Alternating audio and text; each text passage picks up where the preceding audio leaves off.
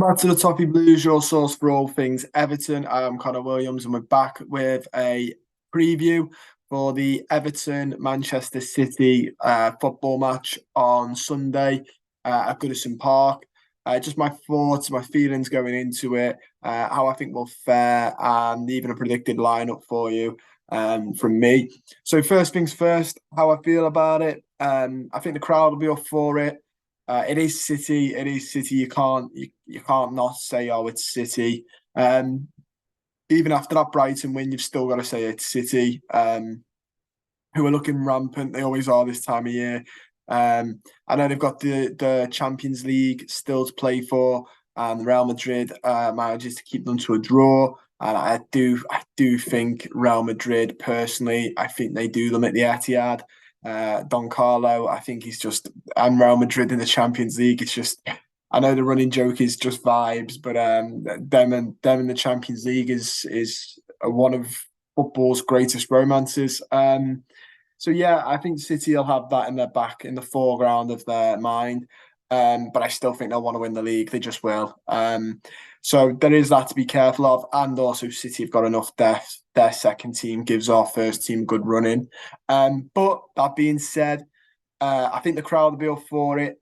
Myself and I think a couple of others have got this little inkling of optimism. It's what winning 5-1 against Brighton, a very good Brighton does to you. It does make you think that little bit of we could nick something under Frank Lampard. We played City, didn't we? And if I remember rightly, it was 1-1. So that was the game where Haaland was just aggravated by Ben Godfrey. I mean, he still got a goal, but still only got the one. And Damari Gray got a goal. We could steal a draw again at home with what I think is a better manager. We could nick a draw. We could even nick a win, maybe if we rattle them enough. Everyone says we get everyone has the inkling that we're going to get battered because it's Manchester City. But just looking at the head-to-heads now, no. Last year we played them at Goodison Park, lost 1-0. We lost 3-0 at the Etihad that year. The year before that, we lost 5-0 at the Etihad. That was Aguero's last game. And I think City were treating that like a testimonial. I think Everton had got the memo. Saying that, though, City do tend to beat us in the head-to-heads. The last time we beat Manchester City was all the way back in 2017, that 4-0 victory.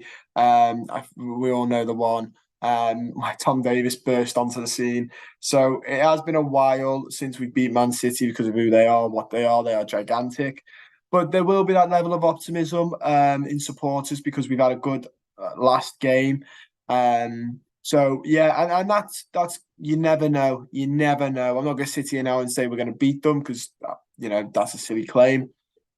I'm not saying they're going to batter us because you just never know.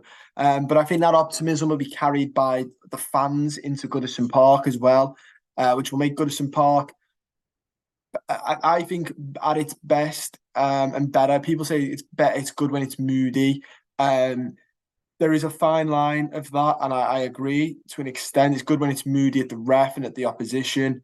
But I think we saw last time where the fans gave so much beforehand and against Newcastle, and the performance just didn't live up to what the fans produce week in, week out at Goodison Park, and the marches beforehand and the meeting the coach, the scenes beforehand. The fans give so much, and that performance against Newcastle wasn't there.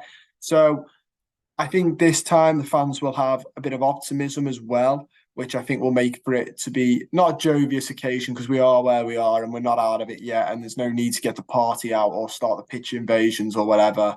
We aren't safe yet, not by any stretch. But coming off a 5-1 win, the fans will be feeling a little bit more optimistic, a little good. The team will be feeling a little good. And if we manage to get a win over City, we have 2 games left, Wolves and Bournemouth. I think if we win against City and we win against one of those two, we're almost certainly safe. But we did the league predictor the other day, and as long as results go the way we predicted it, 6 points would have been enough. So we just need another 3.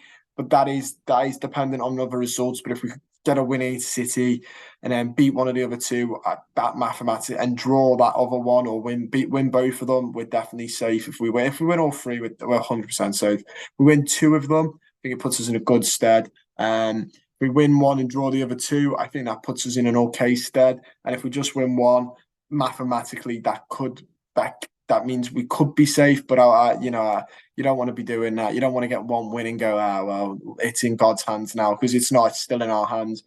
But that being said, like I said, it's City. They are rampant this time of year. They want everything. They want the treble. So got to be wary of that.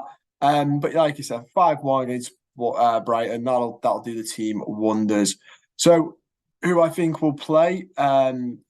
Honestly, I can't see him changing from the Brighton side. You don't change a team that have just won 5-1 unless there's injuries. So I can imagine it's going to be Jordan Pickford in goal. I think he's one of the almost definites, isn't it, on the team sheet. Patterson, I think, will play it right back again. I think Seamus Coleman isn't as badly injured as we all hoped, but I do think that probably is his season gone now. Tarkowski picks himself. Mikalenko, I think, will play because I think for all it's worth, he had an okay game against Brighton. I don't think he's worth dropping. The big one is Yerry Mina. I hope he stays. He should stay. Just put it out there, he should stay. But I don't know if Sean, the affliction he has with Michael Keane, the obsession and the addiction. I think I like Sean Dyche, but I think it runs the very fine line, this Michael Keane thing of, I get that he knows the player and he doesn't want to give up on the player and stuff, but there is a fine line, and if he sticks with it too long, it's going to get fans' backs up and it's going to turn on him. Not saying that's necessarily right, but it's struggling to defend why he's getting picked every week now. And it's not the hill you want to die on. It's really not the hill worth dying on. So hopefully he plays Mina. I think he'll play Garner and Gay again in the midfield. Maybe Onana, but I can see it being Garner and Gay just because I thought Garner had an okay game. Maybe Onana for the legs if he's back from his illness. Yeah, I would say Onana, but can you really drop somebody after they've been in a team that's just won 5-1 away at the Amex? It's a bit tough.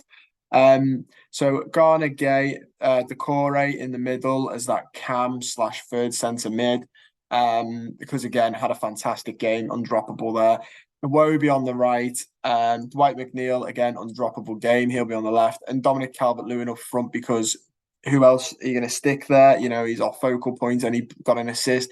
And I think we look a lot better with him in the team. I think we look miles better.